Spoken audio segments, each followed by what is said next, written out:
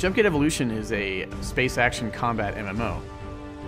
The one thing that I really want people to take away with Jumpgate is the experience of having, a massive space combat battle with tons of other people at the same time.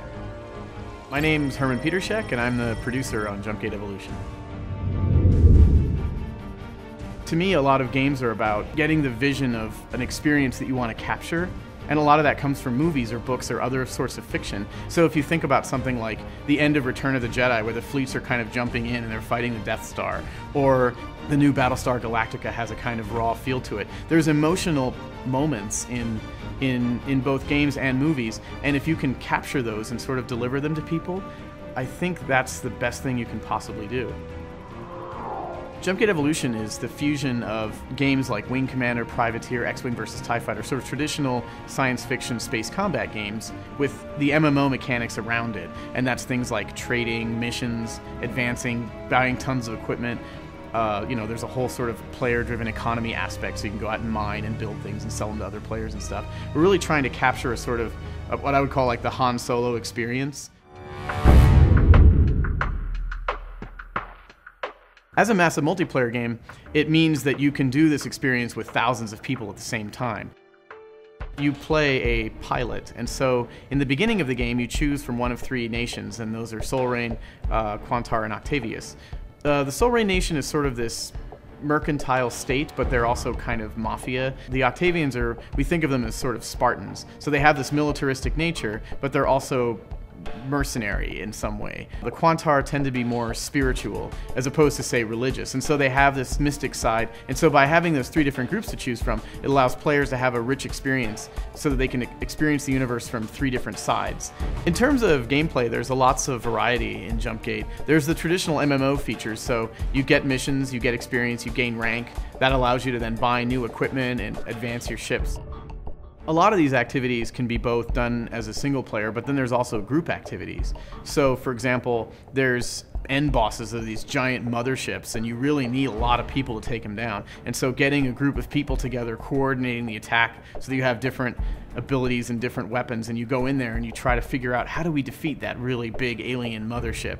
And that's sort of a hallmark of endgames and MMOs is really coming together as a group and taking those things down. And then on the PvP side, it's similar, right? It's a group of, say, 50 players on each side trying to take down each other's giant battleship or something like that, or trying to hold a control point. And so it really builds the sense of camaraderie.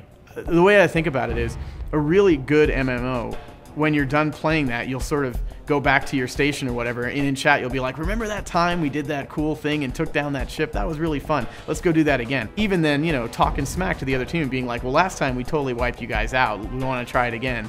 And so it really allows people to have lots of different stuff they can do in the game.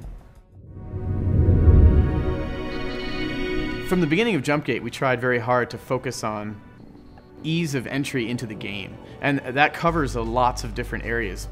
There's the obvious thing, which is make the game intuitive to play. So instead of having a sort of long and boring tutorial that explains every tiny little feature, where people tend to sort of drop off and lose interest. It's like giving someone a huge manual and saying, read this before you can drive a car, instead of just sitting them in a car and saying, okay, put it in drive, and now do this, right? And so we've tried to take that approach where you start out and you're just in space, and we teach you, here's how you fly, here's how you shoot, here's what you do. And our approach has been that if you need a tutorial to explain something, it's probably too complicated. As a social game, we want as many people playing as possible, and so we've worked very hard to keep the system specifications as low as we can so that people who don't have the new $5,000 computer can sit down and play the game. If you get frame rate hitches or long loading times, huge downloads, all those kinds of things prevent people from wanting to play the game. And so we try to reduce all those barriers to as small as possible. There's lots of different reasons that people are going to enjoy Jumpgate Evolution. For one thing, it provides a unique experience that hasn't been done yet. There's lots of fantasy MMOs out there, but there's not much else, and there's nothing that's really a space action experience online. And so when we approach games here at NetDevil, we try to think about what would we like to play in a game that's not there, and then provide that, and then there's probably going to be a market for that as well, right? Because there's going to be other people that want that. I'd love for people to come to me and say, hey, we did this huge battle and it was awesome. And then I'll feel real vindicated as a game developer. The best place to go for information is to just go to our homepage, which is jumpgateevolution.com.